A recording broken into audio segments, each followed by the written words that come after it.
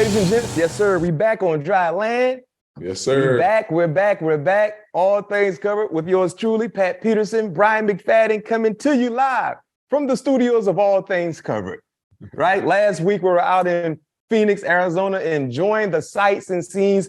I hope you guys enjoyed watching and listening to us as we got prepared for Super Bowl 57. And with that being said, it's only right that we do a Super Bowl 57 recap. There was a lot to unpack, and people are still talking about the game, even though it's been days away.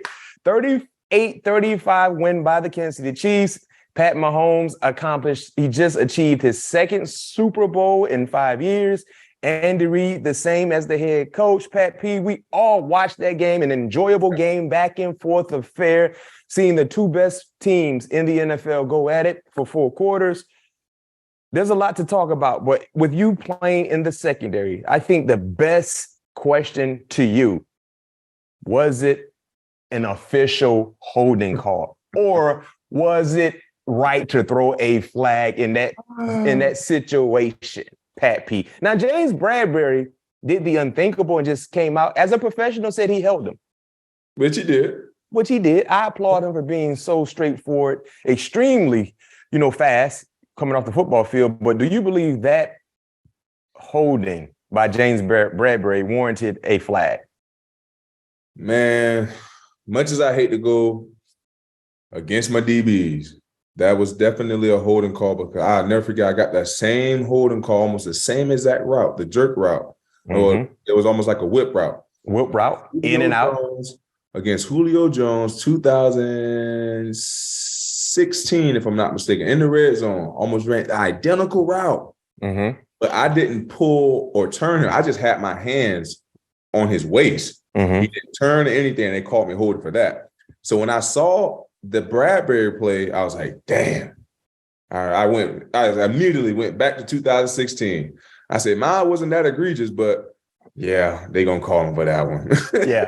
And I said this, I felt like if they called it, okay, we see it. If they didn't call it, we've seen that also. We've seen players get away with that. My only issue in regards to that penalty coming out then was, if you look at the entire ball game, the flow of the ball game, the referees were letting guys play. Let them play. I agree. That's the thing. That's my issue. That's my gripe, Pat P. If you're letting us play, and if you watch that ball game, there were other plays where you expected a flag, but you didn't see one. So they were letting them play. I feel like they let the contact moment, like the physicality of the game, go. But on that play, he kind of turned his body way too much to make it obvious. I don't know if, Juju sold it, but the way Juju turned his body, and I think that's what gave the ref the indication. It was like, all right, I can't let this one go. And also, what I mean? It wasn't a catchable pass. It wasn't. Yeah. But they probably saw the way that he torqued his body that made it catchable.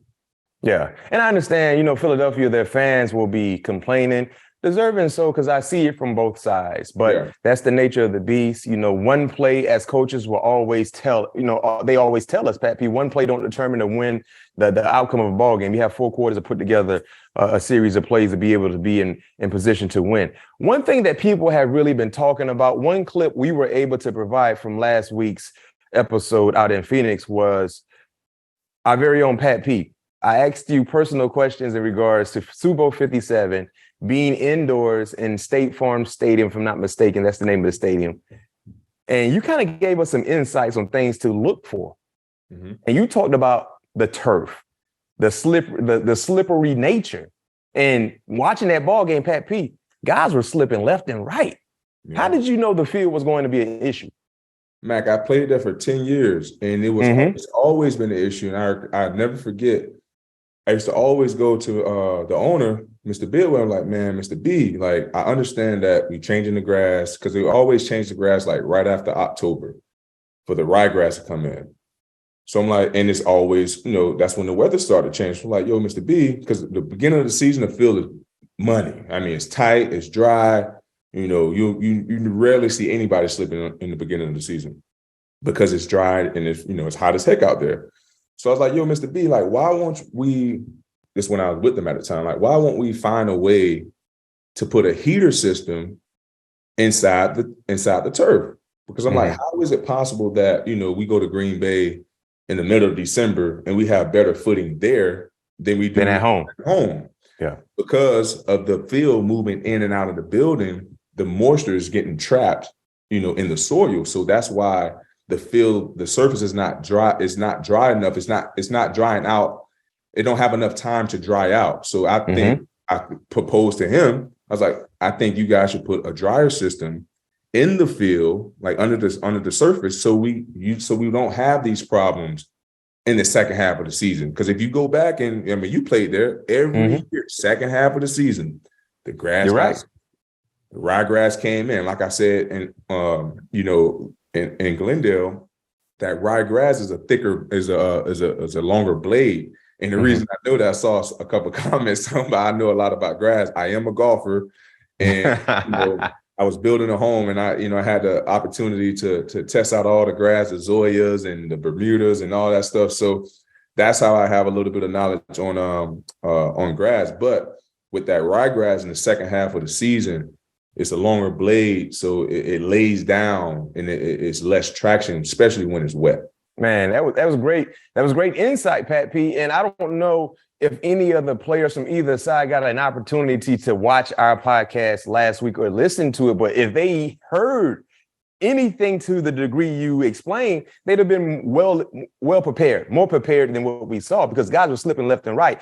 And for you playing on that surface for quite some time, how difficult is it for you to be a defender? Because offensive guys know when they're going to stop, so they can kind of anticipate slowing down. For us, it's all about reaction. We play a reactionary position. How difficult is it for guys to be playing, on that type of surface when you slipping and you sliding and you're trying to cover some of the fastest guys in the world?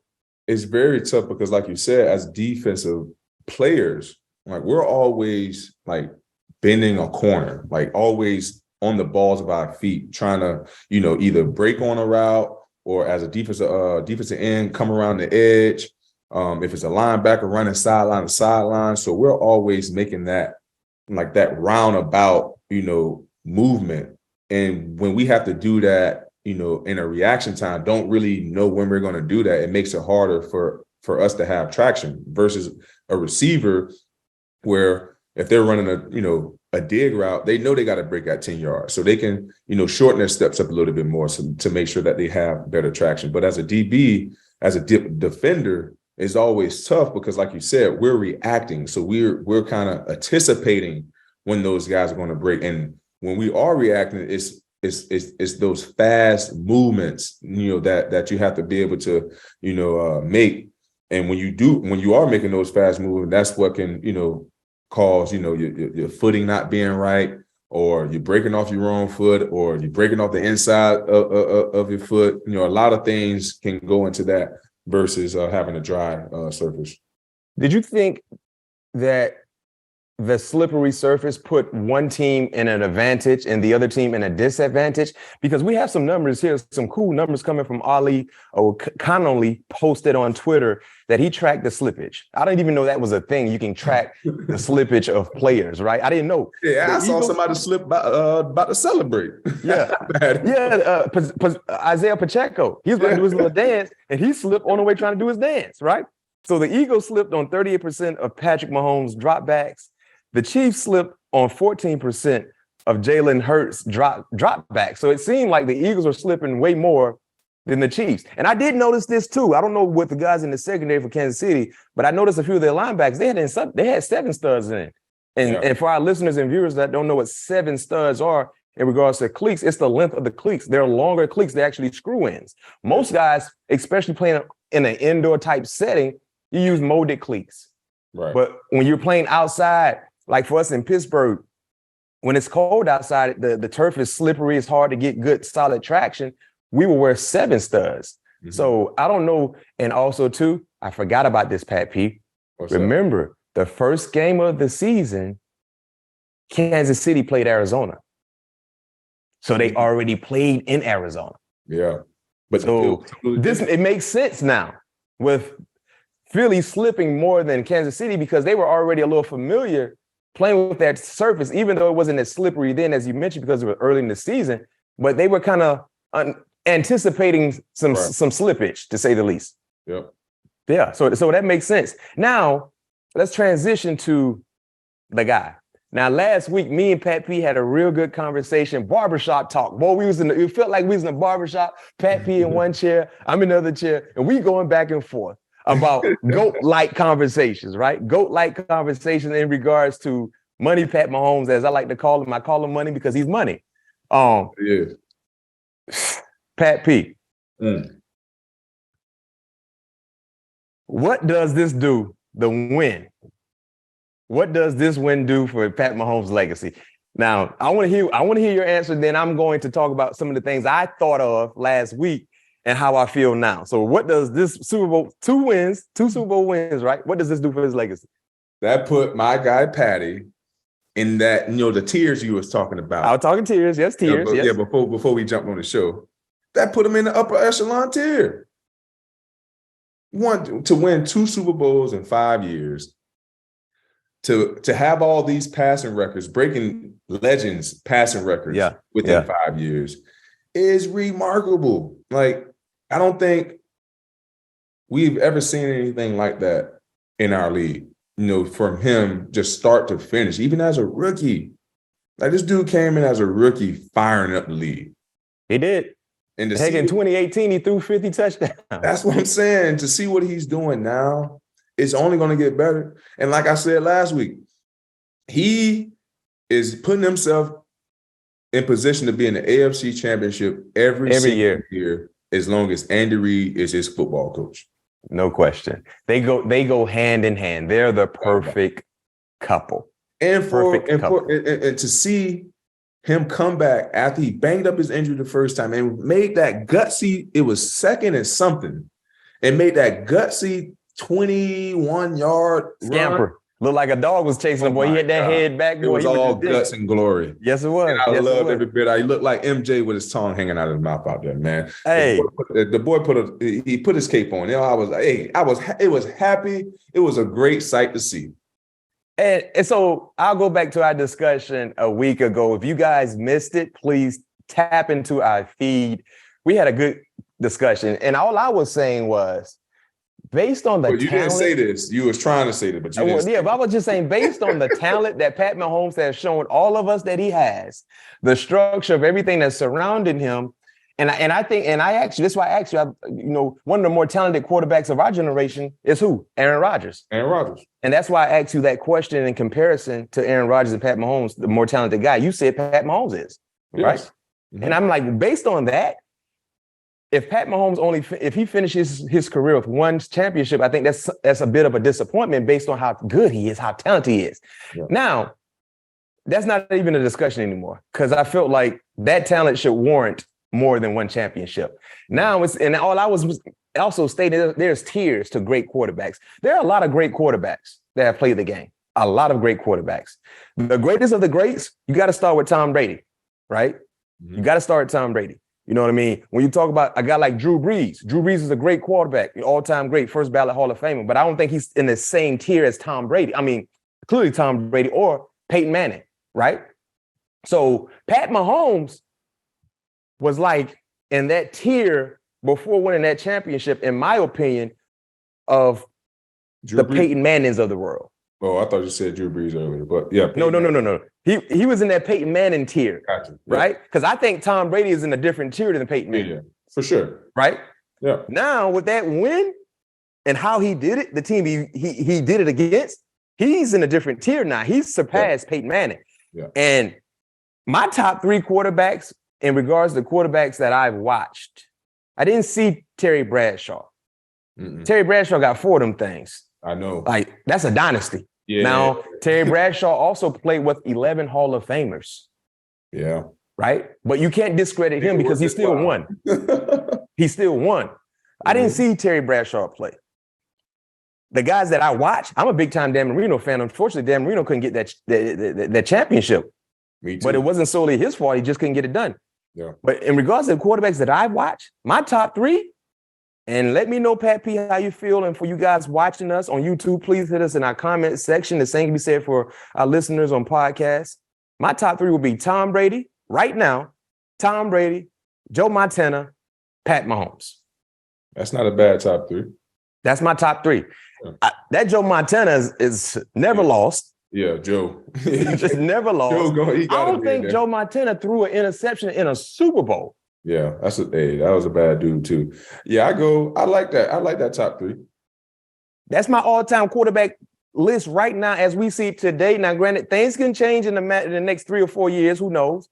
But right now, you got to start with Tom Brady. You got to start with Joe Montana. You got to finish with Pat Mahomes. And I'll say this, Pat P. Out of those three guys, Pat Mahomes is by far the most talented one. Mm-hmm. Not even close. Not even close. Not even close. So seeing what he did, I have nothing. I have nothing to say about Pat Mahomes. I mean, there's nothing I could say before. I just felt like he got to win one more, and he was able to do. He was able to win one more. He definitely was, and that was a hell of a game, a gutsy performance by him, and just the coaching that Andy Reid did in the second half. I mean, the adjustments that he made, the guessing that he had Philly. He had Philly on their heels the whole second half. Boy. Hey, then the routes, them red zone routes. Oh my God! There's such a thing as corn dog. Watching too much tape. Man, there's such a thing. Because when you see it, you go run to the plate. Bruh. Andy Reid had something else in mind. He said he called it the corn dog. They went and got a corn dog.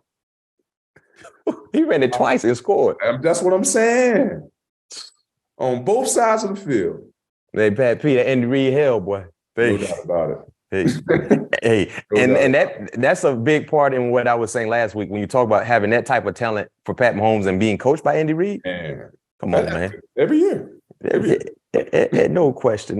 So, man, we're gonna take a quick break, but when we come back on the opposite side of the break, let's talk about the other quarterback who didn't have a bad game, by the way, and Jalen Hurts. Man, we're back. Once again, all things covered, tapping in, recapping Super Bowl 57. Just highlighted Andy Reid, Pat Mahomes, the greatest of the greats. They're in the midst of a dynasty. So you better make sure you pay attention and monitor what they will do. And also, too, Pat P, one thing I would like to shout out to, the offensive line unit for Kansas City. They didn't allow one sack. Yeah. One sack. And remember, coming into the game, Philadelphia, the Eagles defensively, 78. 78, yeah. I remember 78, including the playoffs, 78 sacks. Didn't sack Pat Mahomes on a bum ankle one time. So Orlando Brown Jr., Andrew Wiley, both tackles, by the way, are free agents, the left and the right tackle. They did a great job. Humphrey, Thuney on the offensive line, all those guys, man, did a great job. But let's see exactly what they do with them tackles, because they can look for a big-time payday. Yeah, but let's transition to the opposite side, the other quarterback, Jalen Hurts. Man, great game, Jalen. Yeah. Awesome. Great game. And I know people are saying this probably was his best game in his career, or clearly the best game of this season for him. I disagree with that. And the reason why I disagree, Pat P. Why do you disagree? The fumble, that wasn't just a fumble. It led to 7 points. Yeah. Obviously, that was the only costly mistake that he made. That was it. And that was just being careless with the football, because at that time, heck, Pat Mahomes, the first half couldn't do nothing. Right. Exactly. And Philly was marching the ball up and down the field. Yes. So it's not just about the fumble. 14-7. They picked up the ball and scored. Yeah. In a time where they couldn't buy a touchdown. They couldn't buy points. Right. So that's why I can't sit here and say this was the best game of Jalen Hurts' season, in my opinion, because and Dick LeBeau gave us this stat, Pat P, years ago when I was playing with Pittsburgh. He said, anytime an opposing team has a defensive touchdown or a special teams touchdown, there's an 85% chance they're going to win. Yep. That's real. And that's real. That is real. Think about that stat. Yes. And if they don't score that touchdown, heck, they go down 24-7. Yeah. In halftime. It would have been 21-7 because it was 14-7 at the time. They kicked their field goal. Philly kicked their field goal right before half. Mm-hmm. Yeah. So it would probably have been 24-7. And then you look at the rest of the game. I mean, Kansas City won by 3 points. Right.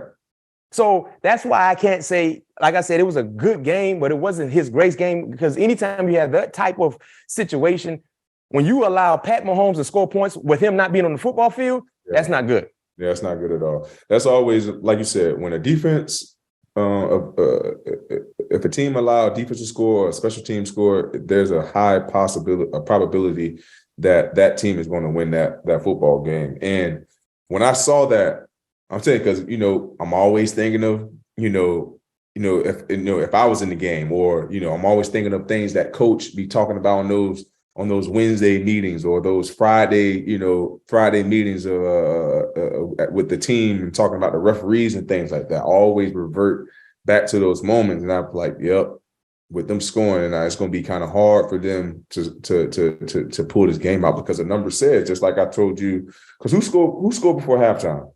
Philly. They kicked the field goal. Because remember that number I told you, if a team scored before halftime, it's like a 70% chance of them winning the ball game. So always, revert back to those numbers, when something significant, like that happens. So it was definitely a big time moment in that game. I think the only bad play I feel that, Jalen had in that game, it was very costly. Yeah, it was very costly. But other than that, he played a flawless game. 300-yard passing, 3 rushing touchdowns. 70 yards rushing. He had a flawless game besides that one costly mistake. Yeah, Jalen Hurts, first quarterback with 300 yards, as you mentioned, 70 rushing yards, 3 rushing touchdowns in a game. And he did that. He had that record. He had the rushing record in the first half. Wow. The Russian Super Bowl record. He had eclipsed that in the first half, Pat P. Wow. That's how good he was. And one thing I like about Jalen Hurts, even though, like I said, it was a huge mishap, but the way he bounced back I was just about after that fumble. The way he bounced back, he didn't blink. Showed. And I just like the leadership that Jalen has, man. It's just that can't go unnoticed. Like, it really can't. You can just tell his team, and hell, I haven't been in one damn locker room over there in Philly, but you can just tell the team thrive and believe in their quarterback. And that's what you want. Like, you got to have that, if your team want to be successful. And it starts, your quarterback has to be that type of guy. Has to be. And regardless of what happened this past Sunday in Arizona, Philly's future is bright. Very bright. Because, bright like a diamond. No question. The words, you heard Rihanna. Yes, sir. The future is bright. When you got a quarterback, you have more than a fighting chance. Yep. You always be in the hunt. Now, you got to navigate. He wants to get paid, deserving. So see how things work out contractually speaking with Hurts and the rest of the guys that are due up. But Jalen Hurts is a fighter. It was great to see both quarterbacks go toe-to-toe. Jalen Hurts dominated for 4 quarters, but lost. Pat Mahomes dominated for 2 quarters and won. 2.5. 2.5. Yeah, like the second half of that second quarter, he started to wake up a little bit. Yeah. And also, too, the turnover, because usually when you have a good team, you have good coaches. So with Philly, they lost both coordinators. You know what I mean? They lost both coordinators, the OC and Steichen, and Gannon, who had a horrible coaching game in the Super Bowl, but still, he's the head coach for the Cardinals, and Shane is the head coach for the Colts. So now you got turnover on the coaching staff, along with losing some players that they will lose via free agency. So, but Philly, they're in a good situation because they have Jalen Hurts, and when you have Jalen Hurts, it makes everything else go a little smoother. But when you look at this Super Bowl, Pat P, let's look at the last few Super Bowls that we've watched, right? Last year was in LA. You had Cincinnati and the Rams. The year before that, you had Tampa, Kansas City. The year before that, you had 49ers and Kansas City. Yep. And then the year before that, you had the Patriots and the Rams. The Rams. Where would you rank this Super Bowl? Out of those 5? Yeah. The one we just watched. Bro, this one number 1. I agree. Yeah, I just wanted to see what your mind was. I agree. Yeah. This, out of the last 5 Super Bowls we've watched, this was the best one. Yeah. Now, there was a lot going on last year, because you remember it was basically a game-winning drive for Matthew Stafford and the Rams. It was, but this game right here, it was, every drive was something. Like, it wasn't like it was a very, very entertaining football game. Mm-hmm. the Rams and the Cincinnati Bengals. That was a good game too, but it was like ebbs and flows in that game. Mm-hmm. This last game here, this last Super Bowl, from the beginning of the game, from halftime to the end of the game, it was like this way. And outside of that, Pat P, think about both teams and how dominant they were the entire season. Both were 1 seeds. Yes. Both were high in the rankings in regards to points. Yeah, points scored. Both dominated their division. Both quarterbacks were basically 1 and 2 in the MVP running. It was a great game. Yeah, because with Cincinnati last year, they kind of surprised a lot of people getting there. Right. It was like, Cincinnati this was a true heavyweight bout. No question. This was the two teams that the majority picked, especially the month of November, December. Like, these two teams got a legit shot to get there. And they got there and they didn't disappoint because it was good on good. No doubt about it. It was good on good, man. So I have no issues with what we saw. I did bet with with the Eagles, and I ended up losing that. But that's what happened. But one thing I want to share in regards to how good this game was, Pat P. I saw this, and this actually came from CBS, if not mistaken. It's a top 30 all-time most watched television broadcast in the United States. CBS Sports. The Super Bowl was the most watched. The most watched non-Super Bowl broadcast of all time is the finale of MASH. You remember MASH back in the day? I know. Aunt Margaret used to watch MASH. Yeah, I remember MASH. So that's the most watched non-Super Bowl broadcast of all time. The finale of MASH back in 1983. Wow. Based on the average viewership, according to Nelson Media Research, the Super Bowl most watched TV broadcast of all time is Super Bowl. Super Bowl back in 2015. That was the most watched. But what we just saw, this was the most watched. Broncos. Yeah, that was Denver. Yeah, I think so. But this right here, so MASH was like 1. That was the most watched non-sports. What we just watched was one of the most watched sporting events ever. Mm. That's how great the viewership was in regards to this Super Bowl and how entertaining it was. So, man, when you talk about the Super Bowl, number one, that's always a big event to watch. But what we just watched, man, was all-time great. Before we go, Pat P, what are your thoughts on the halftime show? Oh, my girl. I won't necessarily say my girl. I like Riri. She did her thing. And she surprised the world with a baby number 2. Yeah, boy, A$AP Rocky ain't playing. Yeah, man. Shout out to Riri, man, on baby number 2, man. And yeah, she did her thing. I was nervous for a little bit, man. I said, man, yeah, they got that pregnant woman up there too high now, man. I know she strapped in there, but God, dog, I couldn't wobbling a little bit, Coach. I couldn't do that, Pat P. I don't do heights. Man, I was low key getting scared for Rihanna. I was like, man, you do roller coasters? Oh yeah, I love roller coasters. Hell yeah. No. Yeah, my daughters. No. My 3-year-old, she want to get on. She ain't tall enough yet, but she want to get on all the roller coasters with me and her sister. Man, listen, I'm gonna tell you how bad I am with heights. Now, I used to like roller coasters when I was young, but something happened. I don't know when, between the ages of 10 and where I am now. Something happened, but years ago I went to Disney World. So me and my son decided to go on the log ride. You know the log ride? The one that gets you wet. Yeah. So they told me, it was like, yeah, it's not a big deal. Because I'm like, man, that drops. My son at the time, he could have been like 3 or 4, right? So I'm like, I got my little boy with me, and we want to get on this ride. So the person was like, yeah, you fine. He can handle it. So I'm like, okay, cool. Number one, Pat P, if it ain't the teacup or Dumbo, I ain't getting on it. You know Dumbo that goes around the circle, right? You know Dumbo. And the little teacup, that teacup be spinning all the time, and Dumbo be bouncing up and down. You know what I'm talking about? So I said, man, is it moderate, right? And it's not intense. She's like, yeah, it's moderate. You're good. Man, we got on it. So we're in the back, right? So, no, I'm sorry. We was in the back. So we going, I'm cruising. I'm like, yeah, we good. I'm talking to my son. I'm like, yeah, man, you like this? We're going to have fun. We're going to have fun. So I kept hearing people hollering. I'm like, why are they hollering if we just cruising, right? We in cruise control.